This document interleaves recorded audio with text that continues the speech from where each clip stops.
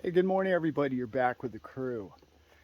Hey, I am out here. Must be tour time of year. We just toured the boat. This is my camper. It's a 1963 coastline, sorry, as you can read. I restored this 2 or 3 years ago now, and it was a complete mess.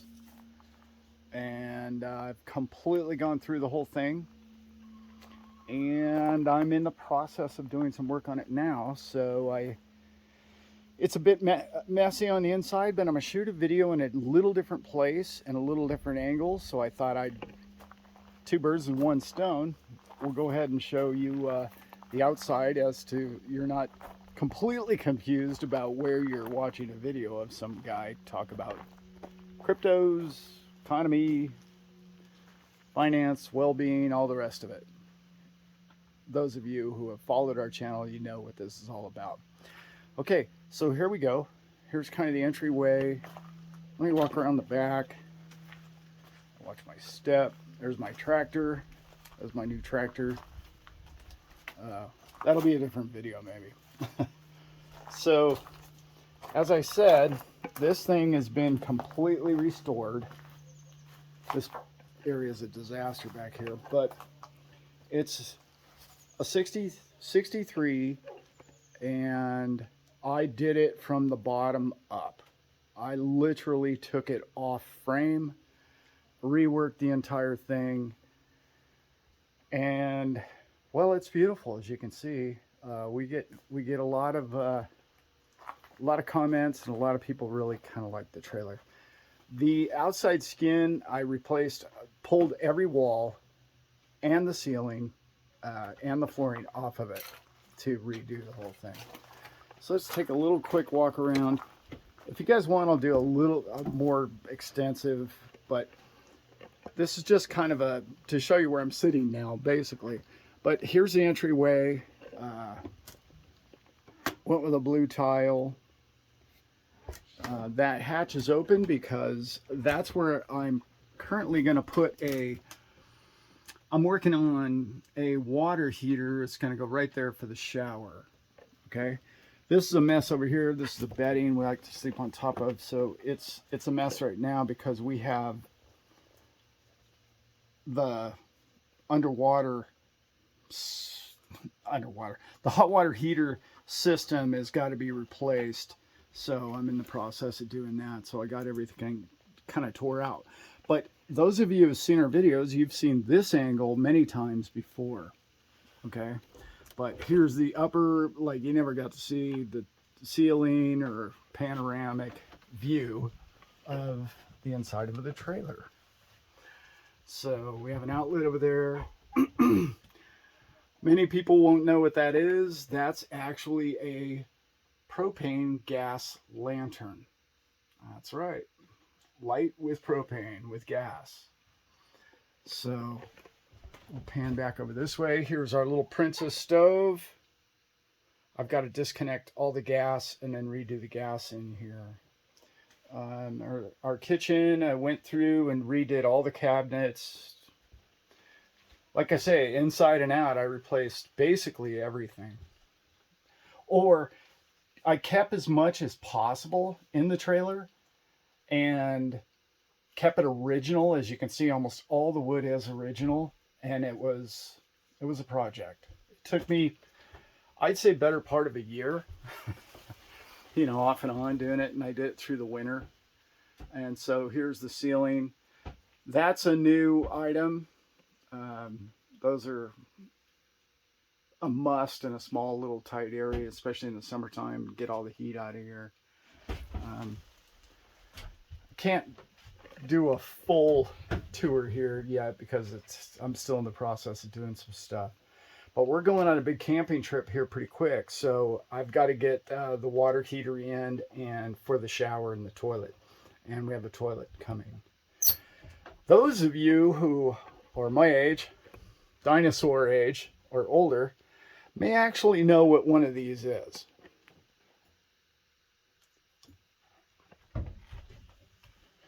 No, it's not a cabinet.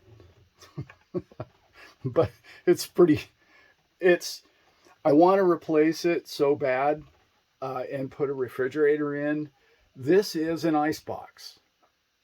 Yeah. You put a chunk of ice right there and it melts over the next 2, 3 days.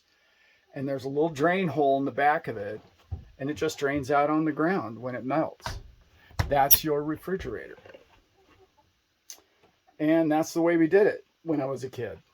So it's kind of cool. It's very nostalgic. We love that aspect of it. But on the other hand, it's really not as practical as some stuff. If you're going to camp for any period of time, it's really not practical at all.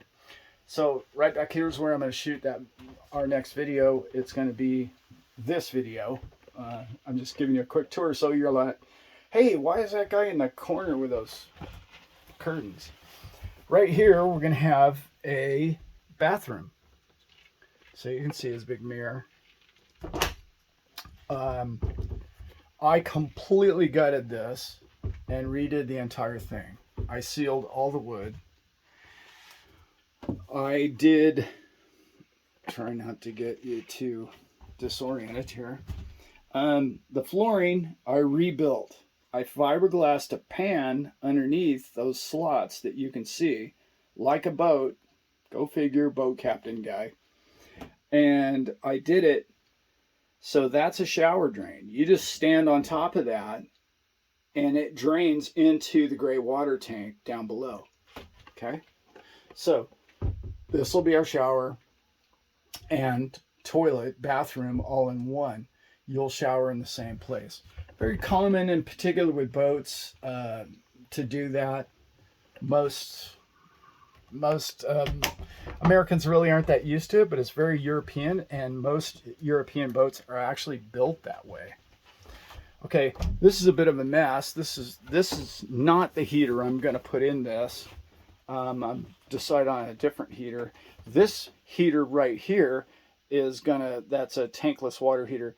That's going to go in my meat shop, in my butcher shop, which is also part of the property. So this, what is that? A 22-gallon water tank I built into here. That's the pumps down in there. It's a mess, I know, but it's a cedar lined closet. I was setting this thing up complete redo, and when I decided that I was going to put the water heater in there, I really was worried about the wood, and I thought, well, I better get something that's non-flammable so I'll sleep better at night. And now I'm going to change all of that, and I'm going to go with a water heater. See, it's all cedar lined, which is really cool, really neat. Just adds to the cabin feel of the whole thing, and it smells real nice in here. And so I'm going to put the water heater under there instead. Okay, so there you go. And just a quick tour. And I got all kinds of photos of the rebuild and whatnot. If you guys are interested, comment down below if that's what you'd like to see. But for now, I'm going to set the video up, and we're going to continue with a conversation that I'd like to have with you guys. It's been on my mind, it's been on everybody's mind, and it's really important, and I think I'm going to cover it right now. Okay, guys? So I'll see you in 2 seconds, maybe 3, sitting right over there. All right. Okay, and we're back. So now you know why I shot that video that way, because it would have been a little strange. Hey, what's he doing in the corner over there? Now you know where the corner is. It's a neat facility that we've used this facility. It's a camper, and we've been able to use this, Brent and I, and shoot. I think we're up to 40 videos on our channel now, so we're pretty proud of that. But we've probably done 30 of them here in the camper, I'd say. Here on the boat, those of you who watched all the videos, you know what I'm talking about. So today I want to talk about something that's on everybody's mind, and it's one of those things that every time I hear somebody say the word, I just really kind of feel like it perpetuates the situation. And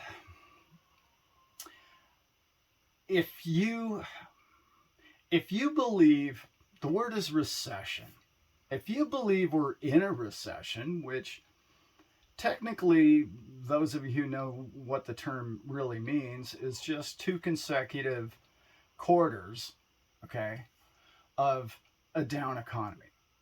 So if you're not making as much money as you were 6 months ago, you're technically 2 quarters in a row, right? 4 quarters in a year. So you're technically personally in a recession yourself. Okay.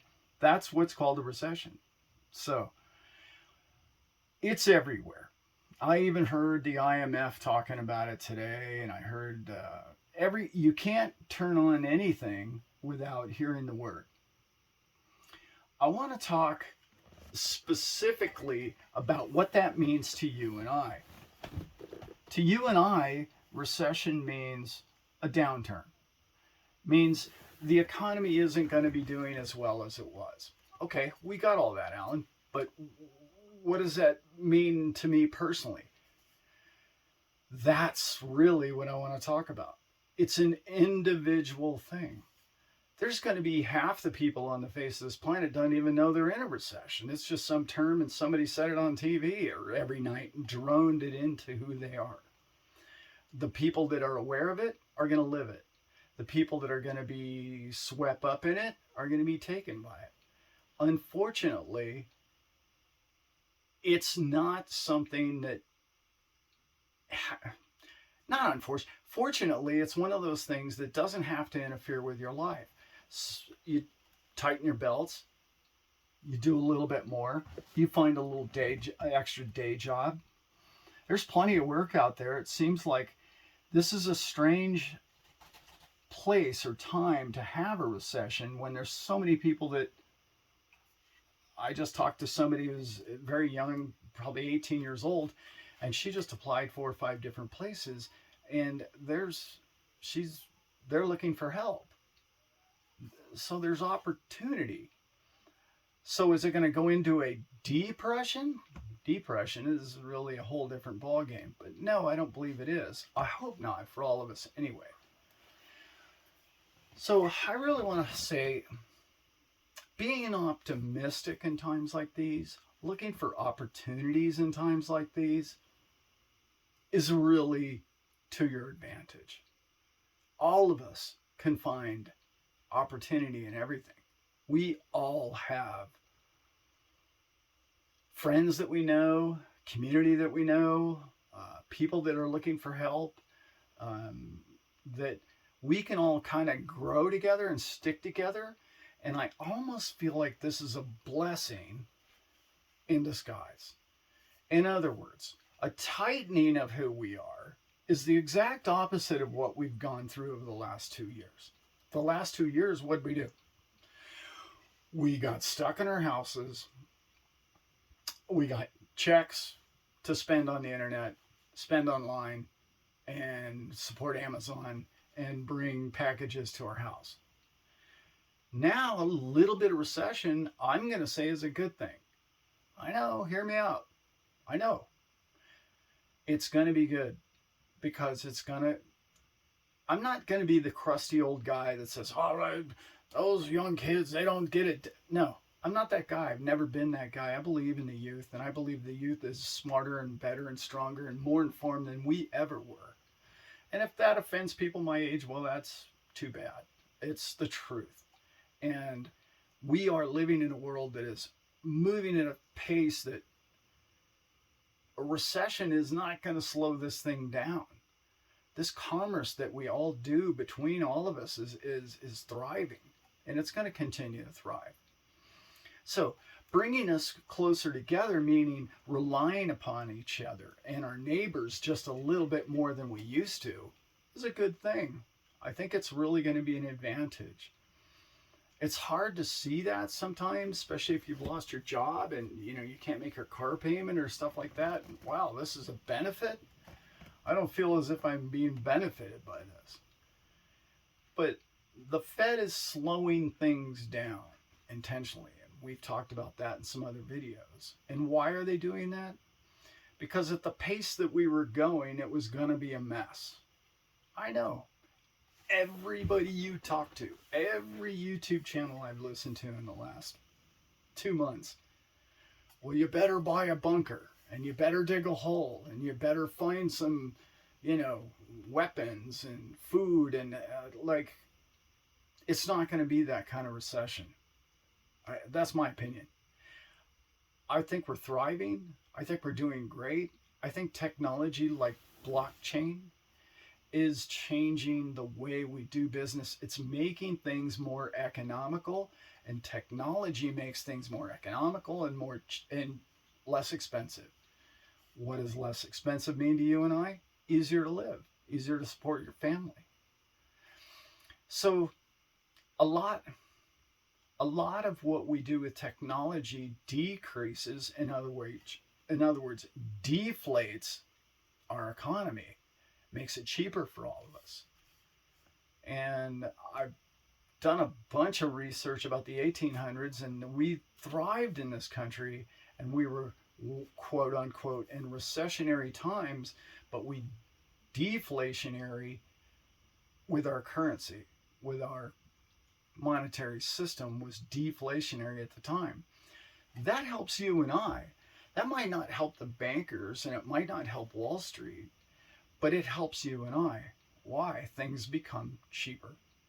And I don't know if you've read anything or heard anything, but all the major box stores, all of them are having massive discounts because they've over-ordered.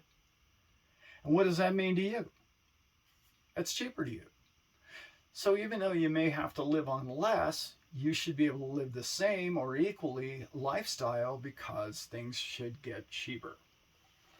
Now that's for a period of time, and I think we're about to head into that. And I did a deflationary, inflationary video, and you can look that one up on our channel.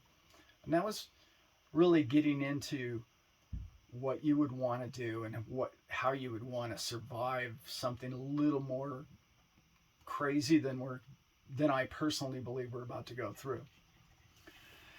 Also, the big thing that's happening right now is all things are becoming cheaper. And I mean houses, cars, everything except for the things you really need. That's the problem with deflationary times. Things you really, really have to have, like food and gas and housing, those are the things that stay the same or could even climb, as they are climbing right now, going up. But I don't know if you've noticed, oil's in decline. Cars are in near free fall. Real estate in my area, there was a house listed that I've been following it for about a year. It's, now, give you a perspective, it's not a really expensive house for a lot of places in America, or around the world, but it was $280,000. It's now $225,000. It's down $65,000 in the last 3 months. Almost everything listed in my town, in my surrounding area, all of them that have been on the market any more than 2 or 3 months, all have I'll say $10,000 to $30,000 discount on them. That's coming. That's here now. And I don't know if you've noticed, but the interest rates are actually on the decline. They were climbing, and now they're on the decline.